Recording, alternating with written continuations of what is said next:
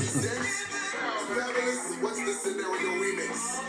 Whereas there are 7 MCs, 6 which are in physical form, 1 which is in spiritual essence, and he goes by the name of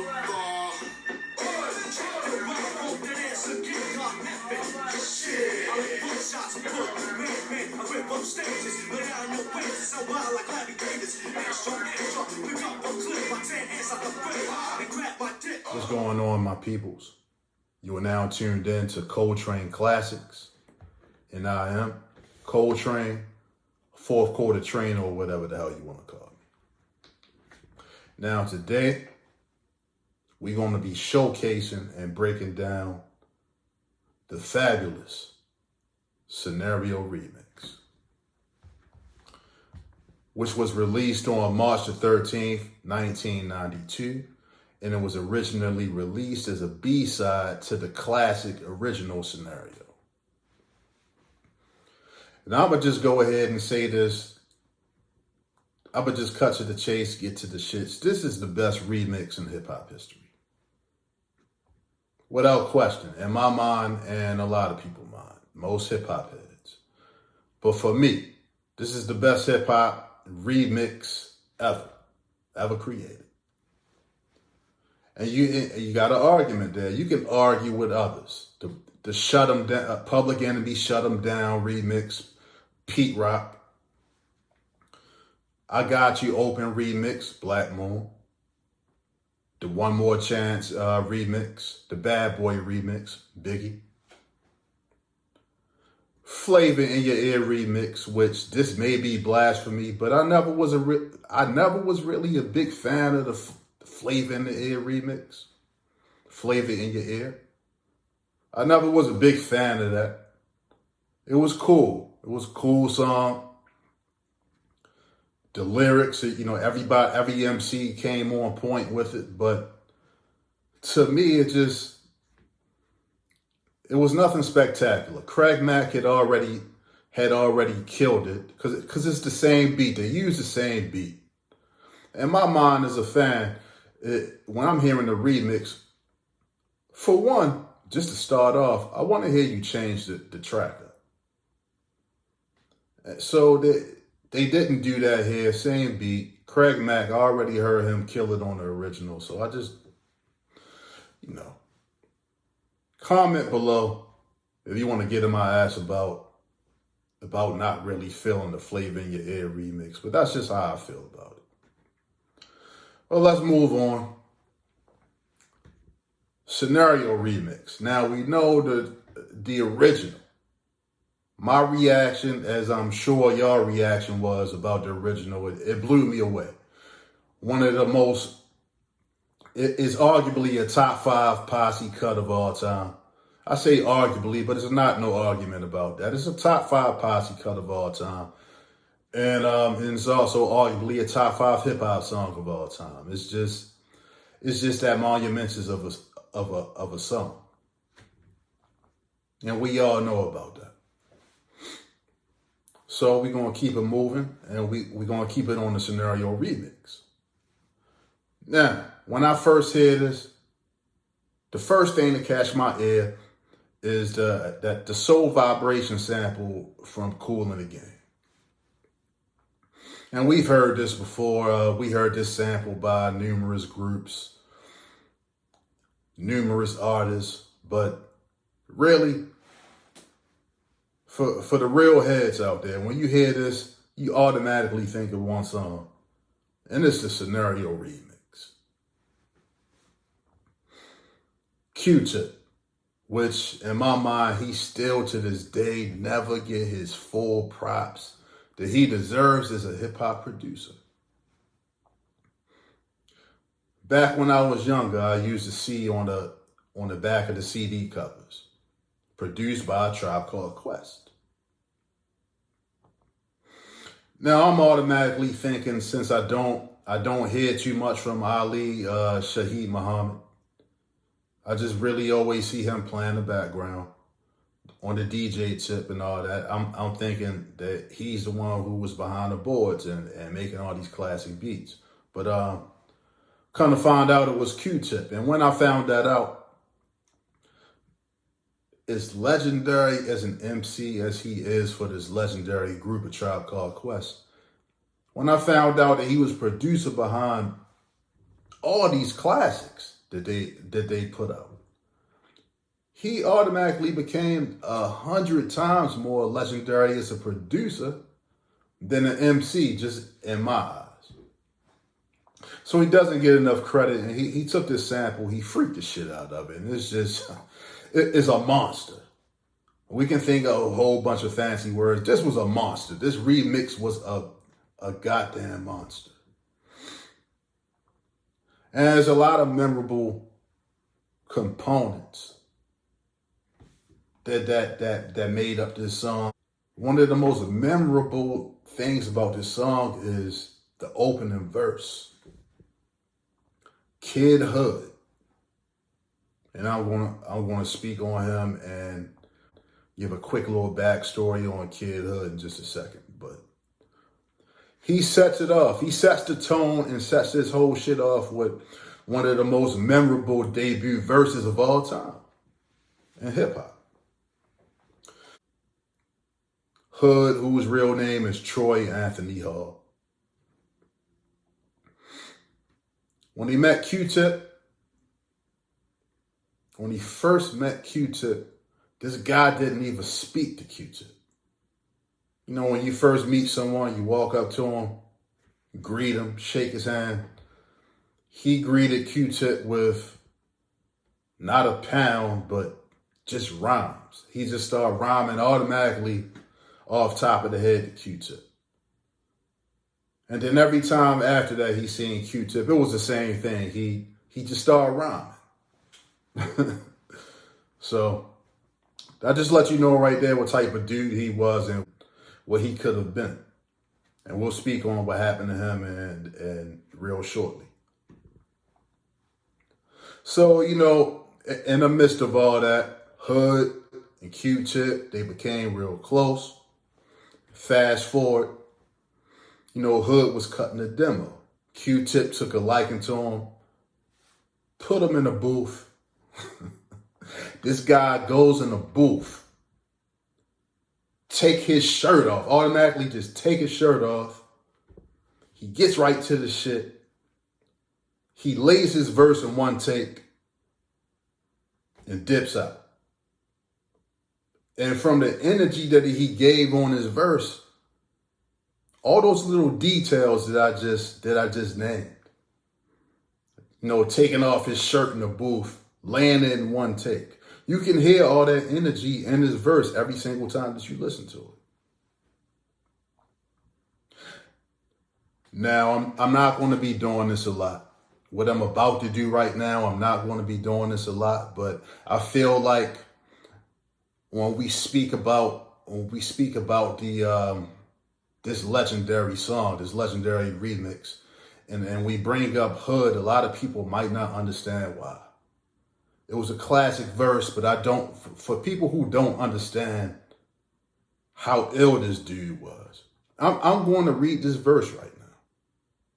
Excuse me if I don't come off as dope as he did with it, but I'm just going to read it, just so you can understand the feeling and vibe around this guy and what he could have been. So let's kick it off. Check the vibe, walk that ass or get got effort. I lick buckshots, Hood, madman.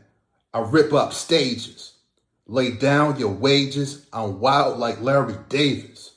Extra, extra, pick up a clip. I tear ass out the frame and grab my dick. I'm a rock'em sock'em robot kid, I drop bombs. I'm rugged and deadly, so I shit on a petty. I baseball bat a bastard. I'm bad news. I'm crazy and clever. Cut throats of crews. Deaf on a phone, no. My skills are porno. You say, oh no, you bitch ass homo. I'll bag up waste. Electrifying on prime time. I slaughter a slime. I'm the greatest of all time. Sick ass brother. Nasty ass nigga, pump slugs in your face and dump that ass in the river. 2 tears in a bucket. Fuck it, kick the can. I'm a bad, bad man.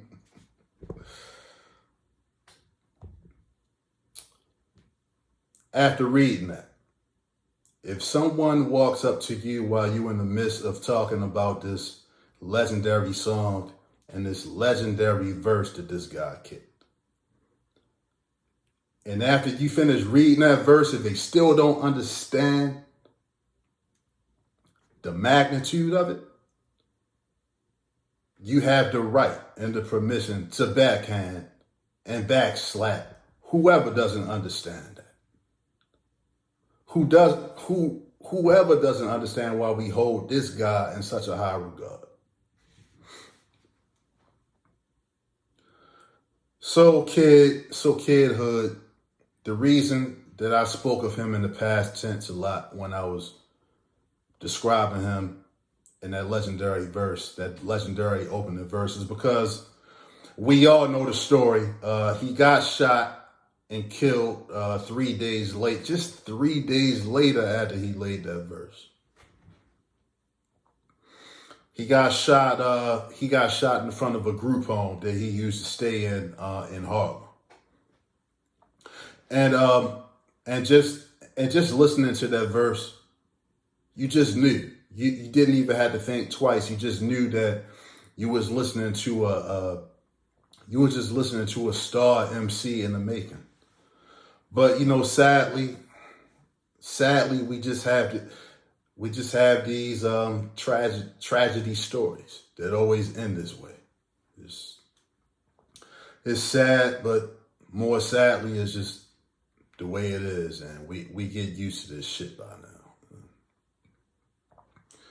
And you just think about what could have been with Kidhood, but God bless the dead, and God bless the legendary Kidhood. So let's move on. Fife follows after. Fife comes on.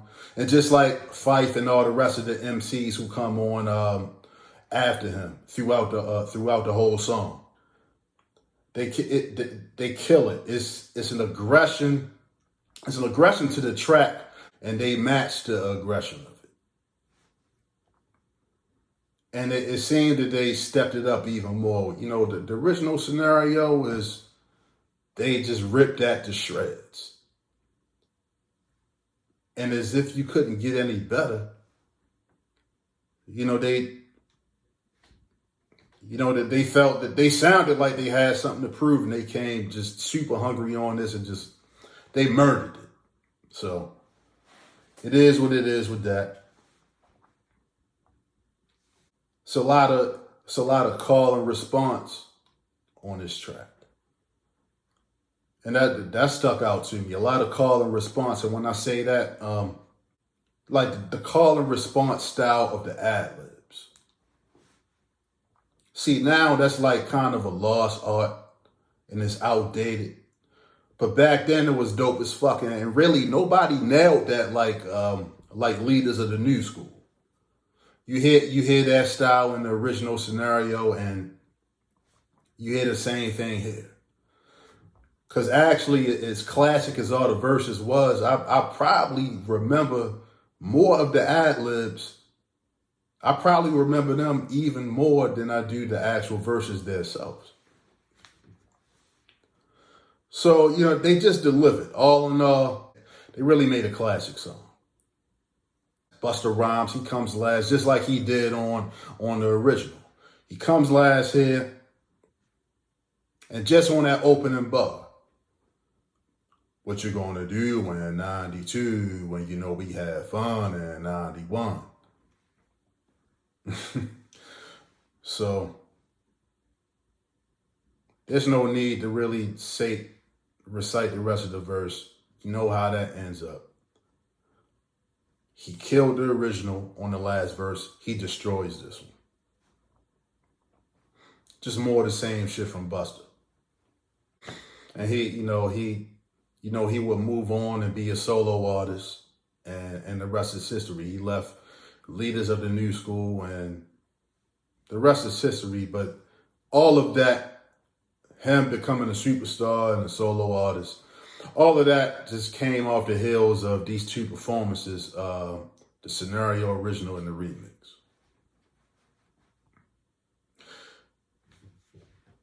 Now, you know, we want to speak on the impact of this song. Now, when I first heard it, I thought it was a different song.